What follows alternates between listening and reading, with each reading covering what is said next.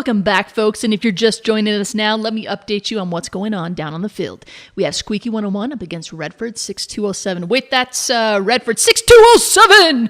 Barbarian steps out with a bunt to the clan castle. Surprise, surprise, what do we have here? Looks like a handful of goblins coming out of the dugout. You don't see that every day.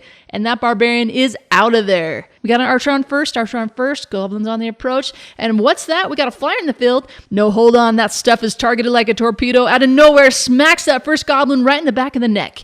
Those goblins are going to start stealing second. We've got another archer out there. Can those minions keep up? He fires. Send it in, Jerome. It's going. It's gone. I mean, where the heck is it? Holy bat trap. Did you see that? Across the screen like Beckham kicking cans on a beach.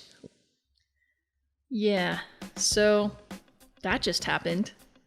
All right, guys, this is Heather bringing you my Friday video. It's Thursday now, and I am supposed to be working on my Town Hall 9 Go Low tutorial. That's what I was planning for this Friday, but it just ain't happening. The updates happened, and minions are spinning across the screen, and the league badges look crazy, and people are really upset about it, so I just don't have the motivation to get back to the Go Low tutorial, so hopefully I can do that next week. I thought right now, let's just talk about the update and what changes I think it's going to bring to the game, and then maybe in a month or two we can see how it really affects gameplay. The other thing is, I realize now that I took all this B-roll video of purple pigs when we were at 99 war wins, and we're like 118 now, and everybody changed their bases to celebrate the 100th war win. Yes, we were super confident that we were going to win, and all the people in purple pigs, at least all the cool people in purple pigs,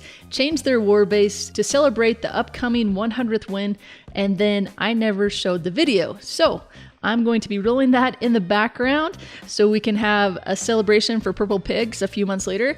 And then I'm also going to be showing you some of the attacks since the update that are just happening now, so you can see some of the cool stuff that's going on.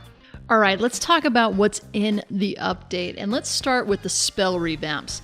New level 7 lightning spells for Town Hall 10, taking 8 million elixir, 14 days of research time, and then 26,000 elixir to make. This does 95 damage per strike. Level 6 lightning has dropped down to Town Hall 9, with level 5 and level 6 being increased on their damage. That's a huge boost for Town Hall 10s, going up a full 120 points of damage, an additional 20 points of damage per strike than what we were used to with the level 6 lightning we had before the update.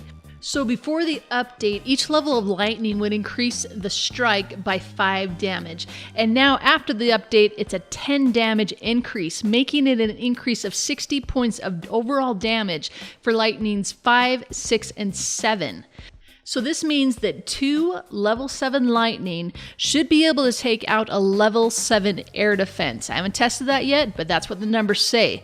But if you're going to be taking on a level 8 air defense, you're going to need 2 lightning plus an earthquake to take that down, and more on that later.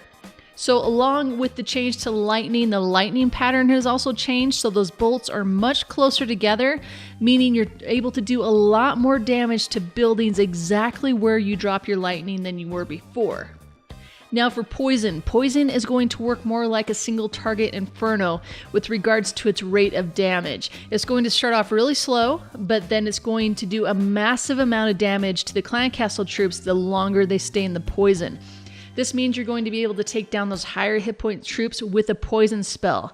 But it's also going to mean it's going to take a little bit longer to take down those lower hit point troops too. So if you're trying to do a poison on the fly, those witchers and wizards and archers can stay alive a lot longer than they could in the past. What this basically means to me is that you should face a greater diversity of clan castle troops, but they're really not going to make that much of an impact anymore. More than likely, you're just going to want to pull that clan castle and then take them out with a poison. You don't even need to drag them over to the side. Once you have everything out, as long as they're compact and in that radius range of a poison, you can just drop the poison spell on them and take them down. You might have to clean up a dragon a little bit after a poison spell, but there really won't be that much left to him. The poison's also going to slow down those clan castle troops and slow down their attack rate. So what we might see more of is those lava hounds. to distract the ground troops, especially your queen, since the lava can't target air troops anymore. Likely another strategy we're going to see in those clan castles are those forever to pull clown car clan castles with a bunch of archers in them that take forever to get to the gooey wizard. You're also going to find that there's going to be a lot of times you're going to want to use that single spell slot for an earthquake or a haste. So you're going to have to go back to your old school methods of dealing with the clan castle, and you're going to need to weigh out your troop costs for dealing with the clan castle versus the benefit of having that earthquake or haste. Earthquake has had a major boost to it. You can still use 4 of them to take down any level of wall, but now the first earthquake spell will do 25% damage, and that damage is based on a building's maximum hit points. So if a building has under 25% of its hit points left, 1 earthquake will finish it off. Each follow-up earthquake will do less and less damage, like an aftershock, but it's impossible to destroy a building with only earthquakes, as it continues to do just a percentage of the damage.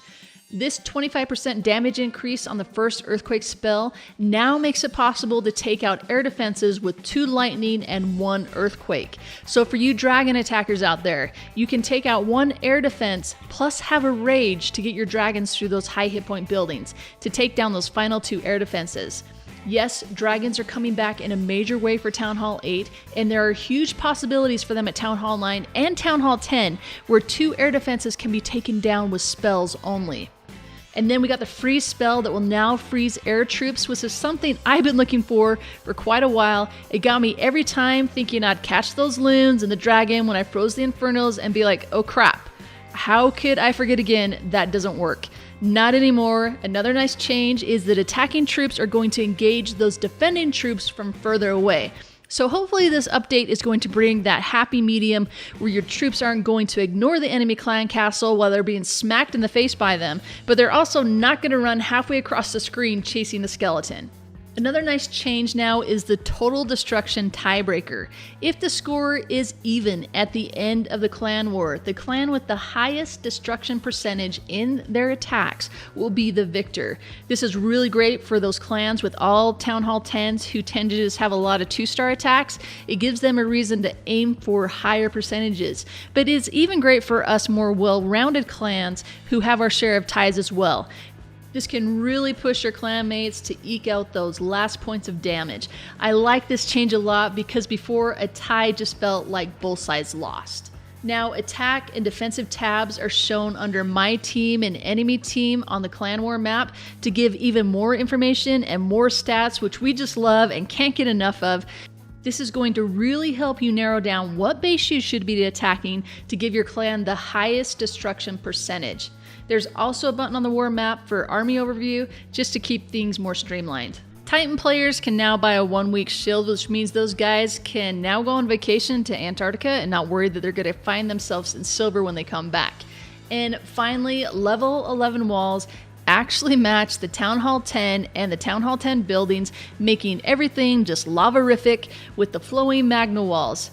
I really like the change to the walls. I'm not sure when I'm going to get those walls, but now they actually look like they're meant to be in the game and not some foreshadowing of Town Hall 11.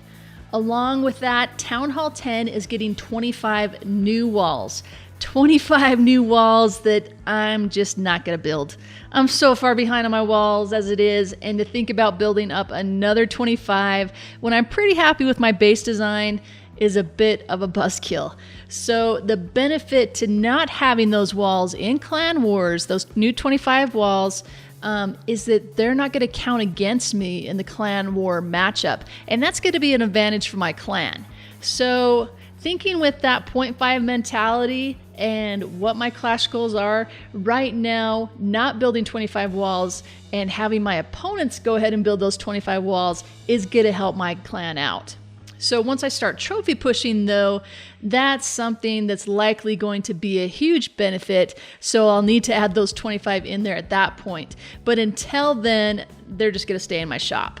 So my predictions, how's this going to change the game? The enemy clan castle troops are going to be more diverse. You're not just going to see everybody with a dragon in there, but they're also going to be incredibly easy to take down. So plan to see more lava hounds in the clan castle, in the town hall 9s and 10s. Even though they can't hit the air troops, they're going to be really annoying for archer queens. Dragons are going to be coming back in a major way on high-level Town Hall 8 attacks and making a bigger presence in Town Hall 9 and 10s. Look for them to be key players in hybrid attacks. Lightning is going to be dusted off and have a purpose once again, along with using single earthquakes. Even if you consider just using one earthquake on those high hit point core buildings to get down expos and inferno towers and the town hall and clan castle and everything stuck in that core that takes forever to get down. Alright guys, that's it for me. Be sure to catch me next week when I promise I'll be bringing you a new tutorial. Be sure to subscribe to me on Twitter for the latest updates, join my bundle room, #ClashTutor, subscribe, tell your clan to subscribe too, and I'll catch you next time.